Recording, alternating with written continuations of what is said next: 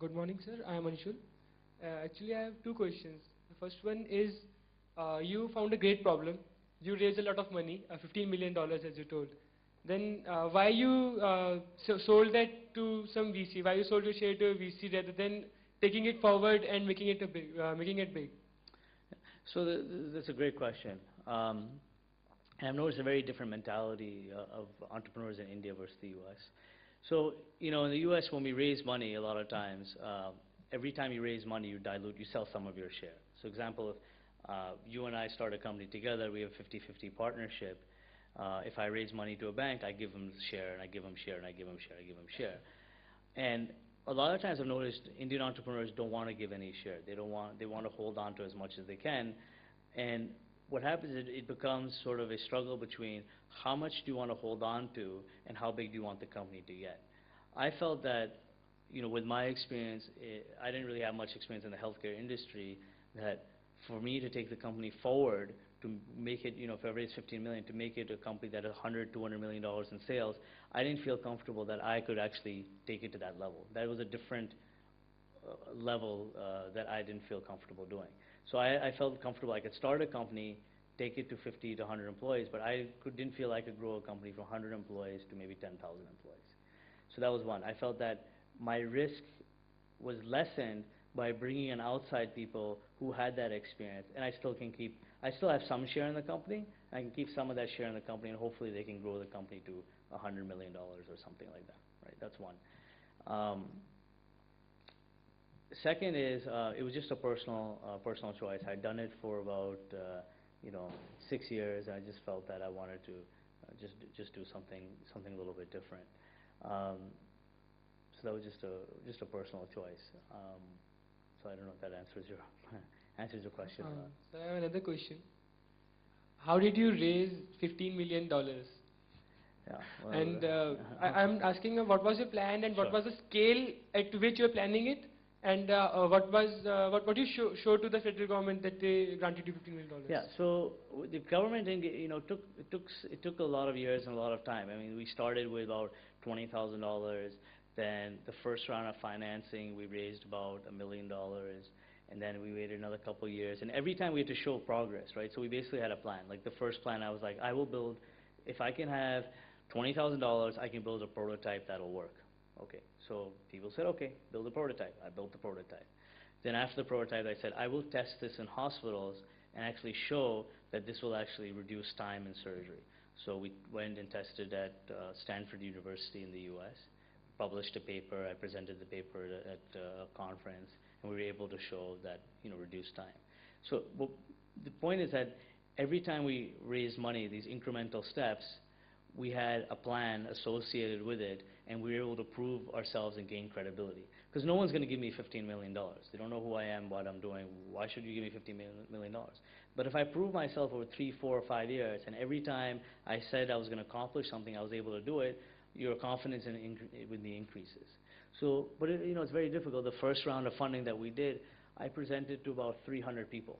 300 people, presentations I made. I mean, I was just flying around presenting to anybody who would talk to me. And I only got 3, 4 people that invested in me. And that was a very small amount. But what happened was I kept in touch with these 300 people. And over the years, they saw that I was true to my word and I was very passionate and I was going to do this, that a lot of these people later on came and invested maybe 3, 4 years later. So it was just over a period of time. The government gave us a small stimulus just to help us start and do some testing, but they didn't fund the entire venture.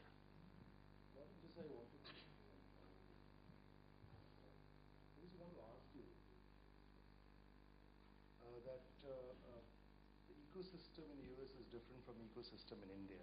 Right. So someone wants to start a company in India, then what kind of support can we get in terms of raising money in our kind of ecosystem, which is entirely different from the US kind of thing? So I think one is, I'm just going to repeat the question because I don't know if everyone got a chance to hear it.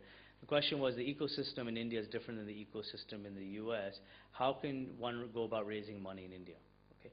So one is, I think the ecosystem is different, but the manner of raising money is still pretty much the same. I mean, first is, I would say it depends on your idea and what industry you're trying to start a company in.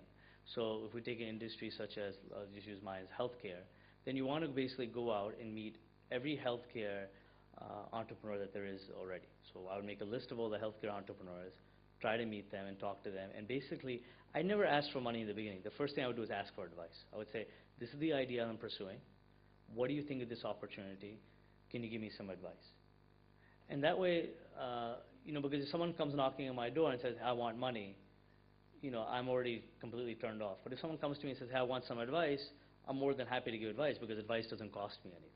And I also feel it's very respectful that the person respects me and they actually maybe want to learn something and I can pass on some knowledge. So that's number one. Then after I would give after I got some advice, I went back, refined my idea, kept refining, took as much advice as I could from friends, family, alumni, connections, anybody I knew was in healthcare. And what would happen often is a lot of people would say, I don't know much about this idea, but I have a friend who knows this about something. Or, I don't know much about this, but my friend is a surgeon at this hospital. Maybe you should talk to him. And through this, it's about 1 year of networking. I would meet surgeons, this and that, and this people. And then some people said, I think this is a great idea. How can I help you more? Or how can I be part of it? And that's how we originally got our initial startup capital. I said, well, I need a little bit of money to build a prototype. Okay, fine. Then so that's how it really started in the beginning. And then once we were able to establish this network, and also I would say create a network, like I mentioned, a board of advisors. So people that have, board advisors also, a lot of people always try to get big names. Oh, I have, the MD of this company. That's great, but if that guy doesn't have time to help you or be of service, then it's just a name. It's not helping you. So you want to make sure that you get advisors that actually have the time and interest and inclination to actually help you. And so they also get something out of it, because a lot of the times, I advise, I'm on a board of 3 small companies. And one of the reasons I like to tell people, I'm helping these companies out, and it's a way for me to give back to the system, but also something that I'm proud of, and I'm proud to be associated with these companies. And I make time for them. So I think that's another thing, that make sure you get a good board of advisors, reach out to your college networks, reach out to your friends and family networks, and just go and just really talk to every single person that you can.